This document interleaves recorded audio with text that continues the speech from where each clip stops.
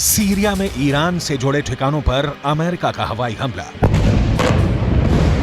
हमले के बाद एक साथ दो ठिकाने खाक में मिल गए। इजरायल हमास युद्ध के बीच अमेरिका के इस हमले से ईरान और अमेरिका में ठन गई है। युद्ध का नया मोर्चा खुल गया है।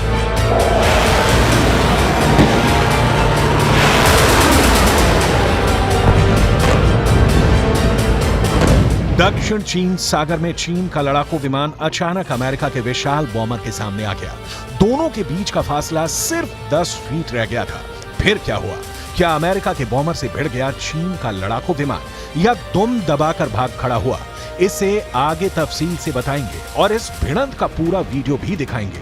अभी बस इतना जान लीजिए कि ऐसा कर चीन ने एक बार फिर यह साबित कर दिया है कि वो अमेरिका से लड़ने को तैयार बैठा है। सवाल है, क्या अगर अमेरिका इजरायल के साथ जंग में कूदा तो चीन भी युद्ध में अमेरिका के खिलाफ कूद पड़ेगा? क्योंकि चीन की सेना का दावा है कि बस एक ऑर्डर आएगा और चीन के लड़ाकू विमान ऐसे ही अमेरिका के विमानों से टकराने निकल पड़ेंगे।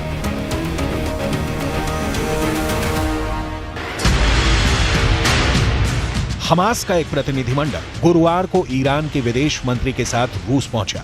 हमास का प्रतिनिधिमंडल ऐसे समय में मॉस्को का दौरा कर रहा है जब इजरायल गाजा पट्टी में हमास के ठिकानों को तबाह करने में लगा है। हमास की तरफ से रूस में हुई इस मीटिंग की तस्वीरें जारी की गई हैं। आगे बढ़ें। इससे पहले इस तस्वीर में दिख रहे लोगों को जान लीजिए।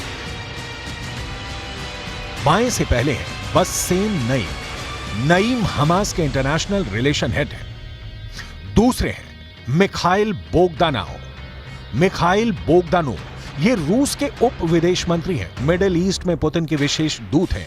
तीसरे शख्स का नाम है मौसा अबू मरजौक।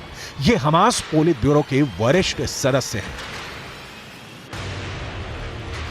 दावा किया जा रहा है कि इस मीटिंग को बहुत ही गंभीरता से लेने की जरूरत है, क्योंकि यह नया गठबंधन अमेरिका के खिलाफ युद्ध का ब्लूप्रिंट तैयार कर सकता है।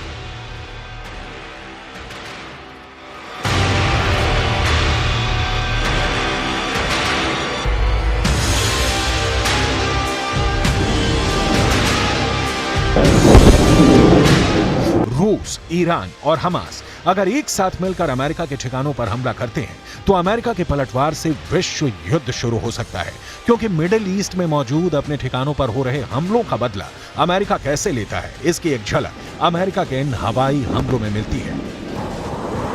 अमेरिका का पहला हवाई हमला, अमेरिका का दूसरा हवाई हमला, अमेरिका का तीसरा हवाई हमला।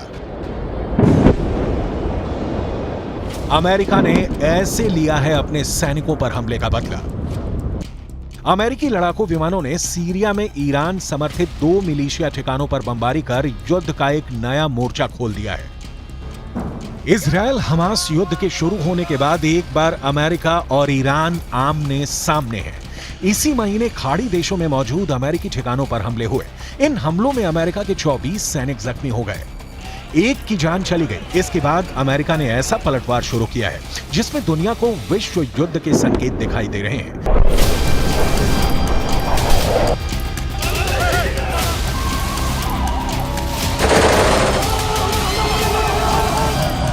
सीरिया और इराक में मौजूद ईरान समर्थित मिलिशिया पर हमला करके अमेरिका ने ईरान को बहुत ही बड़ा संदेश दिया है। अमेरिकी रक्षा सचिव लॉयड ऑस्टिन ने कहा है कि संयुक्त राज्य अमेरिका संघर्ष नहीं चाहता है और आगे की शत्रुता में शामिल होने का उसका कोई इरादा नहीं है, लेकिन अमेरिका की सेना के खिलाफ ये ईरानी समर्थित हमले अस्वीकार्य हैं और इन्हें रोका जाना चाहिए। ईरान अपना हाथ छिपाना चाहता है और हमारी सेनाओं के खिलाफ इन हमले में अपनी भूमिका से इनकार करना चाहता है।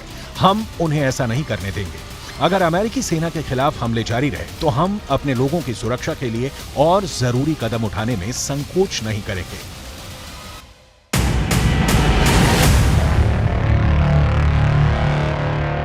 वरिष्ठ अमेरिकी सैन्य अधिकारियों के मुताबिक अमेरिका ने इस हमले को अपने 2 F-16 लड़ाकू विमानों से अंजाम दिया है।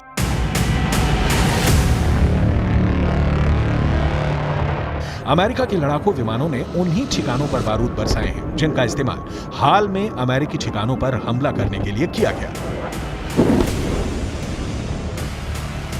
अमेरिका की तरफ से यह हवाई हमला इराक की सीमा पर सीरिया के शहर अबू कमाल के पास किया गया।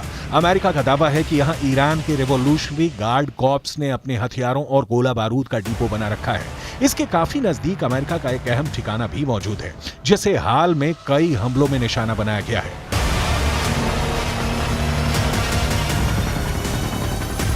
इजरायल हमास युद्ध के फैसले के बाद मिडिल ईस्ट में तैनात अमेरिकी सेना पर हमलों की वारदात बढ़ गई है। अगर अमेरिका मिडिल ईस्ट में ऐसे ही हवाई हमले पर उतर गया तो पूरा खाड़ी धधक उठेगा।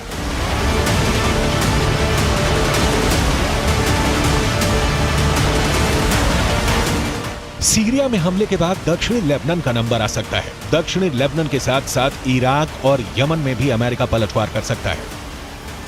हाल में अमेरिकी बेस पर कम से कम 12 हमले किए गए। इन हमलों में 21 अमेरिकी नागरिक घायल हुए। इराक में अमेरिका के बेस अल असद और सीरिया में अल तनफ गैरिसन में ईरान से जुड़े संगठनों ने यह हमला किया था। अमेरिका का कहना है कि आज किया गया हमला उसी का जवाब है। पेंटागन के मुताबिक इराक और सीरिया में मौजूद अमेरिका के बेस पर दर्जनों हमले किए गए हैं। मिसाल के तौर पर 17 अक्टूबर को इराक में अमेरिका के बेस अल असद पर हमला हुआ। 17 अक्टूबर को इराक में ही अमेरिका के अल हरीर एयर बेस पर हमला हुआ। 18 अक्टूबर को सीरिया में अल तनफ गैरिसन में ईरान से जुड़े संगठनों ने हमला किया था। 24 अक्टूबर को सीरिया में अल उमर ऑयल फील्ड बेस पर हमला हुआ। वहीं इराक में एरबिल एयरफोर्स पर ड्रोन से हमले की कोशिश की गई। इन्हीं हमलों के जवाब में अब अमेरिका ने अपने लड़ाकू विमानों को हमले के लिए उतार दिया है। हमले का असर ईरान की बौखलाहट में साफ साफ नजर आया। वहीं तनाव का तीसरा एपिसेंटर दक्षिण चीन सागर बना, जहां अमेरिका और चीन के लड़ाकू विमान भिड़ते भिड़ते बचे। अमेरिका का दावा है कि चीन का विमान J-11 अमेरिकी विमान से टकराते टकराते बचा। इस भिड़ंत के वीडियो को जारी कर अमेरिका ने कड़ी आपत्ति जताई है। इस वीडियो में साफ तौर पर दिख रहा है कि किस तरह से चीनी विमान पीछे से आकर अमेरिका के B-52 के करीब पहुंच जाता है। चीन का लड़ाकू जेट B-52 बम वर्षक विमान के 10 फीट से भी ज्यादा करीब आ गया था। चीन के लड़ाकू पायलट की ऐसी हरकतों की वजह से दोनों ही जहाज के आपस में टकराने की आशंका बढ़ गई थी। इस करीबी मुठभेड़ को पेंटागन ने आक्रामक करार दिया है। एक तरफ चीन से अमेरिका की भिड़ंत, दूसरी ओर अमेरिका का सीरिया में ईरान समर्थित बेस पर हमला। साथ ही साथ हमास के प्रतिनिधिमंडल का रूस पहुंचना और इजरायल हमास के बीच युद्ध का और बारूदी होना संकेत साफ है। अमेरिका के खिलाफ रूस, चीन और ईरान की घेरेबंदी और बढ़ती जा रही है, जिसका असर इजरायल हमास युद्ध में साफ साफ दिख रहा है।